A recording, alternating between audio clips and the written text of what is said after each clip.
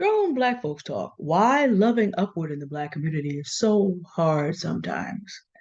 So I did that video yesterday about love is something that takes us higher. And I defined this as a Christian the best way I know how. The love of God moves mankind upward again. The whole idea that there was a fall, but there was a redemption means that you come back up. And I define this all the way down to that this leaves room, and but the way that Christ loves his church leaves room for both to love each other upward.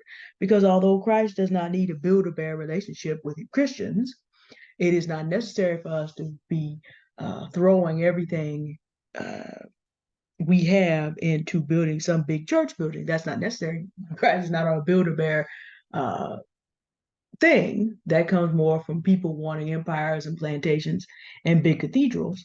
There is a sense in which we adorn the doctrine by our choice of lifestyle, by our choice of good works, so that even though God has need of nothing, our love for Him still elevates Him.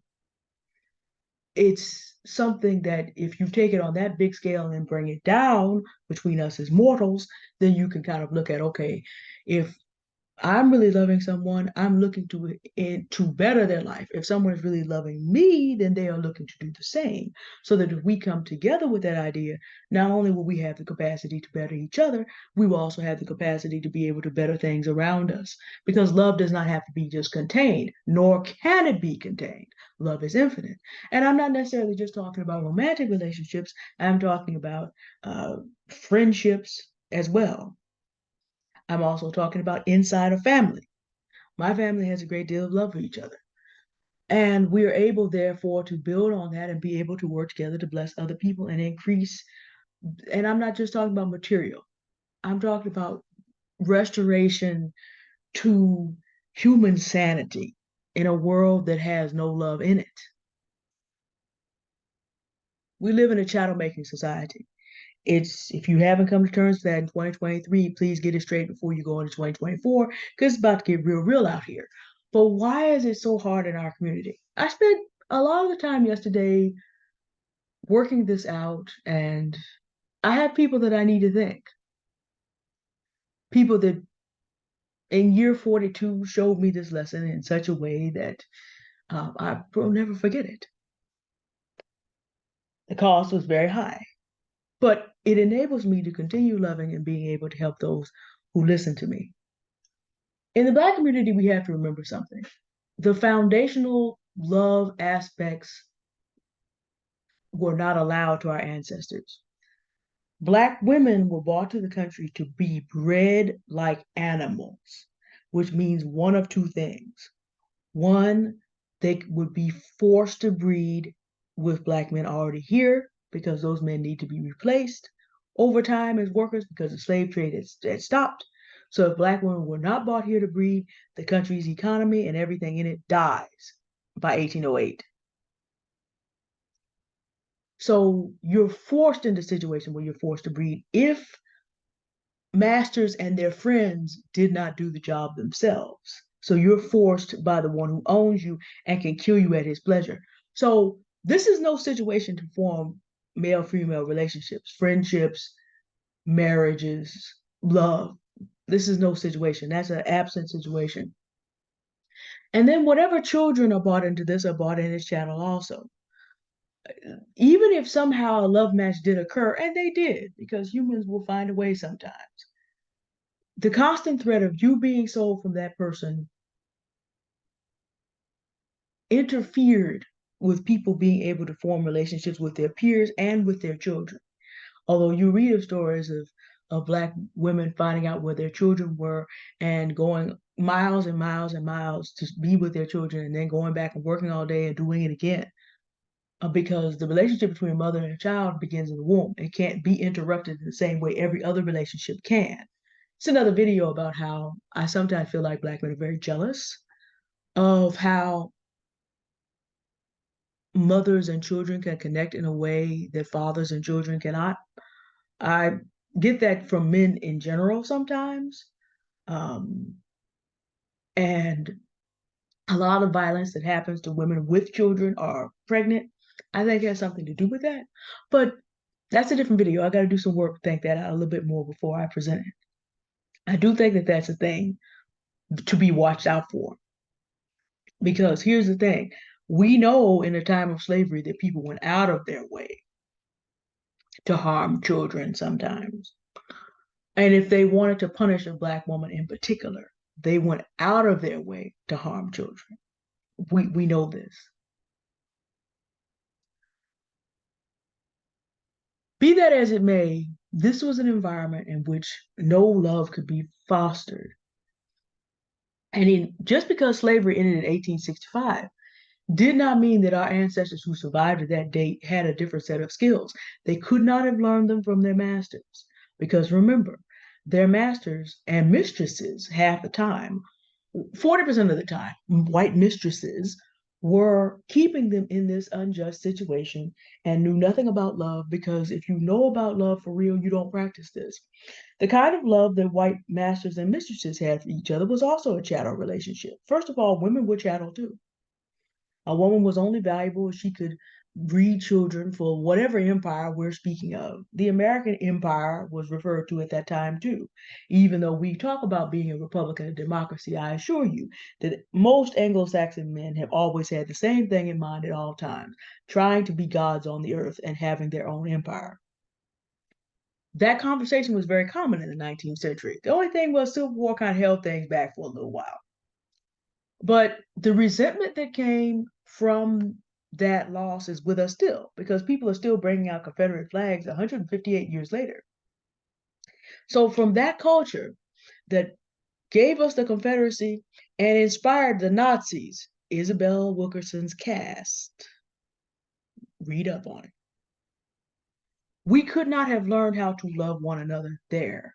And so now, 158 years later, we're still living in a community where two things are true. One, scarcity. Jim Crow picked up just 12 years after the Civil War and held our ancestors from the late 19th into the earlier 20th century, into the lifetime of our parents and grandparents, if you're my age, in segregation. And when we talk about segregation, we're talking about segregation housing, jobs. We're also talking about slavery by another name. I can't remember who the author is for that right now. I think it's Michelle Alexander. We're also talking about how laws were written, beginning with the 13th Amendment, to put people back into slavery if you could make a law such that they could get certain kind of crimes and put them back on what's called convict leasing. The first of those laws was passed in August of 1865, even before the 13th Amendment, and the 13th Amendment is still in effect, which basically says slavery is abolished in all United States states and territories, except in the case of felony imprisonment. This is why sitting President Joe Biden could write a law that made a distinction. For the drugs, white people were more likely to take 5 years. For Black people, 20. He knew exactly what he was doing, building on the framework. And this is why a lot of Black people will not vote for Joe Biden. That's another video too. But what I want you to take from this is, until people have sat down and really worked to heal, the scarcity, the deprivation comes down. And when I say deprivation, material, yes, but I'm also talking about never having had a chance before today to really, in the past 20 years or so, to be able to talk, well, maybe 40, because Bell Hooks did write a book all about love, about the difference between love and what we have sold. And then, because I lived through it, I believe our people were making some progress, because I knew my grandparents, I know my parents, I know what they experienced in their generation growing up. I know what schools were like for many of these people in even segregated environments. My grandmother would talk for everybody how they love school and how people love them. I've talked to Sergeant Love about this, who's in his 80s now, about how school was something that they enjoyed because the people loved them. Integration did not make white teachers love Black children. Nobody younger than my mother talks about loving school. And my mom was born in the 50s. Integrated schools could not give our children the sustaining love. And also, the mass importation of drugs and guns in our community have divided and reduced our families to almost the same level they were at in slavery. People are too enslaved to their addictions and to seeking respect by any means necessary to be able to form reasonable relationships. So again, you have a situation where people are having sex and not forming families. The work to actually do that is not there. And that raises generations of people that have a very unfortunate view on love. Number one, the same culture that still excuses holding human beings in slavery still does not understand this concept outside chattel making. Love is possession.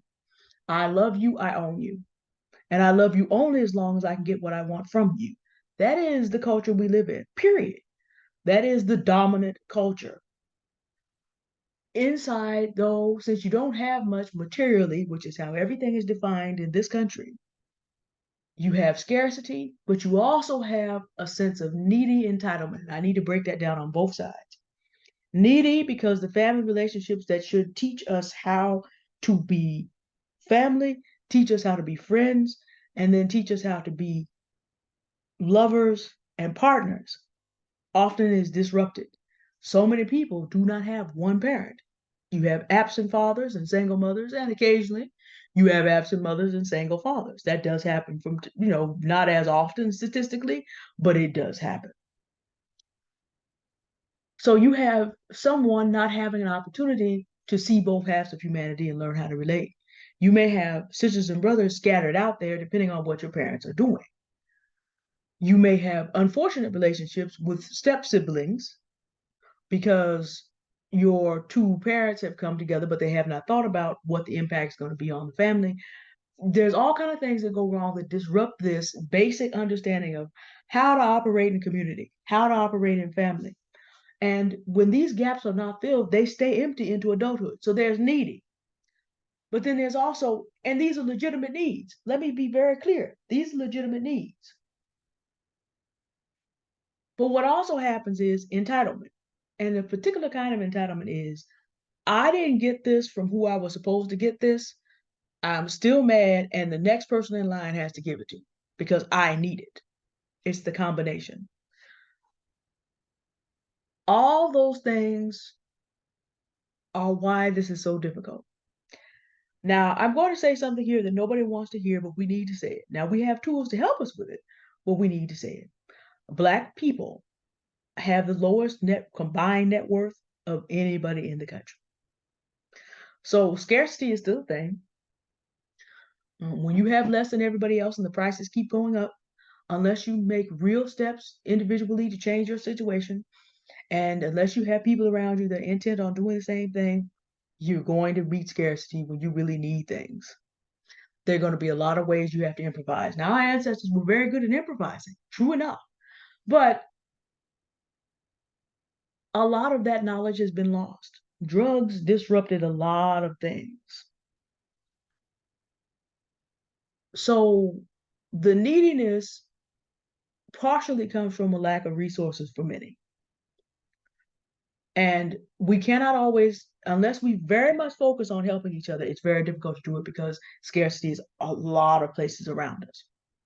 And then sometimes even in mind, people who do have enough to be able to help others are doing their best not to be thrown back to the position that they came from. So now the scarcity is in the mind. But what that creates as a practical matter is a lot of people who are not fit to love or for love, two different things, because they're trying to get basic needs met. And then the entitlement kicks in. I'm bringing you into my life to meet my overwhelming needs. And it becomes the same thing that you get from the dominant culture. You're only here for what I can get because somebody owes me this because no one did what they were supposed to do when I was a certain age. And I need this still. The irony, it never works. If you get to adulthood and you don't have what you need, congratulations. You're on your own. You have to then find resources to fill those gaps. I always on these subjects put therapy and life coaching in the description, because you have to actually go get what you need. We see certain ancestors of ours managing to do this successfully when they understood the responsibility. Now, obviously, people who are of this mindset, and I've had to be done with several this year, feel like they deserve to be loved upwards. They do need it. But the problem is they are not able to do their half of it because their entitlement is too big. So, what we have to learn to do in the Black community, and this will help you elsewhere, because if you consider that people are still carrying Confederate flags, that ought to also tell you that people are extremely needy and entitled. That flag was defeated 158 years ago. The man who surrendered it did what? Told him to put it away. Ain't nobody listening to old Papa Lee on that because they're needy and entitled. So be careful out there. You practicing it with people that you know will help you later on. People have legitimate needs. I'll generalize this out as a Christian. I owe everyone a presentation of the gospel, at least once. The Bible says at least once, or maybe even twice. But after that, I don't owe you anything, because I gave you what you needed to solve your internal spiritual problems. If you don't want that solution, you get to not want that solution. But I'm not obligated to do anything else with or for you. I'm not. Everything after that is a choice. Generally speaking, if we're going to generalize that out, I look at it as, because we're both human beings, me making resources available to you to use is what I owe you as a human being. If so be that I have been directed to you in order to do that. But if the entitlement is bigger than your willingness to act on the information and make changes, no, that's going to end. Because that tells me you are more interested in entitlement than even loving yourself up. A lot of the conversation we have about narcissism really boils down to this, without having to diagnose anyone. There are a lot of people I don't have diagnoses on, nor do I need them, because I can give them $1 million of good advice. I can lay out paths for them. I can hold space for them, but their entitlement has them thinking that they are entitled to stay on my emotional tits, as opposed to doing the things to heal the problem. It is not possible for them to love me upward. It is not possible for them to even love themselves upward. Because if you cared about yourself and your life more than you cared about some futile attempt to get what you cannot get from another human being in an inappropriate way, I cannot remother you, in other words. Interestingly, 2 of these people had abusive mothers. And they won't be done with their abusive mothers, but they wanted, past tense, to take it out of me. If you are so intent in compensating yourself by treating me as channel, instead of doing the work to heal yourself, grieving, putting that away, and healing, that's the end. My love has done everything it can. Because even though you can love people upward, they also have to be in motion. To go back to God and man, from Genesis onward, both are in motion all the time. Both are in motion. God chooses who he wants to work with next, and that person gets moving. And God and they get moving. The story of Noah's Ark is the greatest physical movement ever defined on the planet Earth to this day, ever. So God is in motion, and Noah builds an ark. Motion. And that ark is borne up over the waves, and Noah and his family then repopulate the earth. Motion, constantly, in an appropriate direction. The only thing that goes wrong is when Noah stops and gets drunk and is laying out, motionless, senseless, unable to do anything for himself or anyone else. It causes a great deal of trouble, some of which was misinterpreted in 1444 by a particular pope, and is still causing African people trouble today.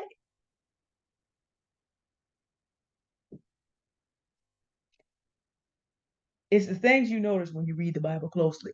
But to get back to where I was, generally speaking, in love, there are requirements and obligations as well as there are freedom. It's like everything else. For me to be able to climb the hill behind my house that I was on yesterday, I actually have to climb it pretty regularly. I have to, if I want to climb it more often, I have to climb it more often. I have to keep my body in a position and better it because I'm not going to be 42 next year. I'm going to be 43. So the 30-ish pounds that I've lost this year over the last two help me to be able to continue to do more at 43, but I'm not going to get younger. So in order for me to do what I'm doing, I have to be free to do it. I have to actually do it.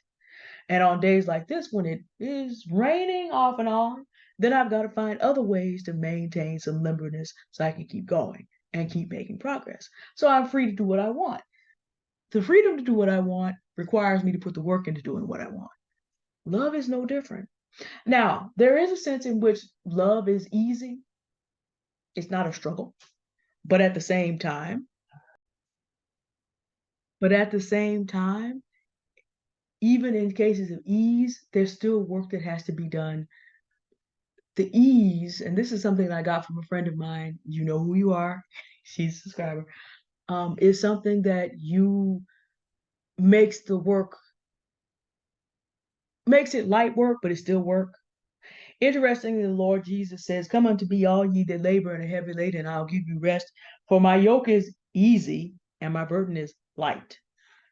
Doing work with people that are working together, no matter how hard it may be, is easier than doing it alone, provided everybody's on the same page and on the same mission. That's what you look for in your friendships, in your business partnerships, your relationship. You know, I was very delighted, and I really should do a different video about it, and I probably will. Black Women Making Money has one of the tightest ships of Black women getting smack done that I've been a part of for a while. If I wasn't ready to be in there and do work, though, I would not have been a fit. You had to be able to give and receive on the same level. So even in business, a love for rightness and justice comes to mind, and love for, okay, knowing that you're here to contribute and be contributed to, and the responsibility in the right place is not hard to undertake. This is a lot of what's lacking in our community, and one of the reasons, you know, and I'm being very generous. I'm not using the conversation of people who do not think we even have a community worth having.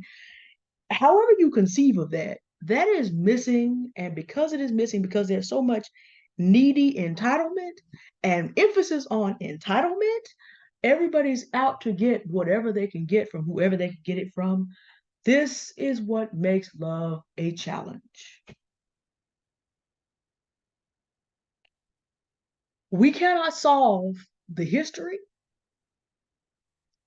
ancient or modern. 1619 was a very long time ago, y'all. We also cannot solve it modern for everybody.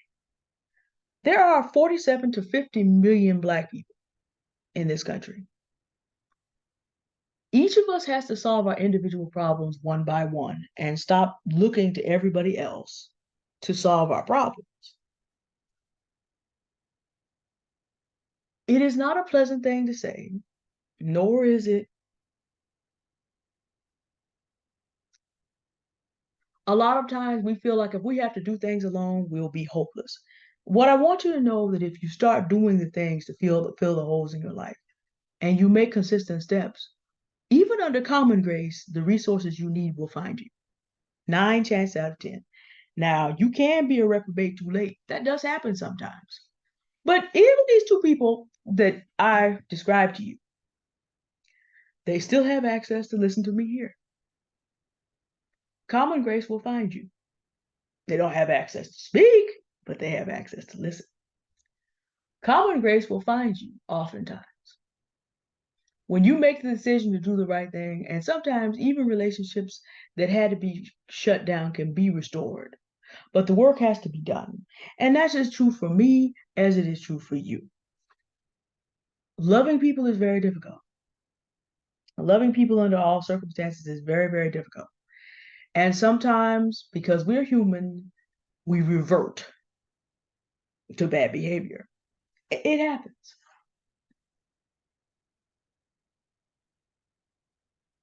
But we have the ability to choose better.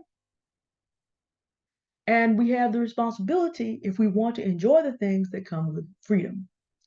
These are not conversations that we were able to have in the Black community even 40 years ago on a mass level. But we live on the verge of 2024, which is why I'm bringing this conversation to the fore now. All right, y'all have a good day now. Goodbye. Thank you for listening.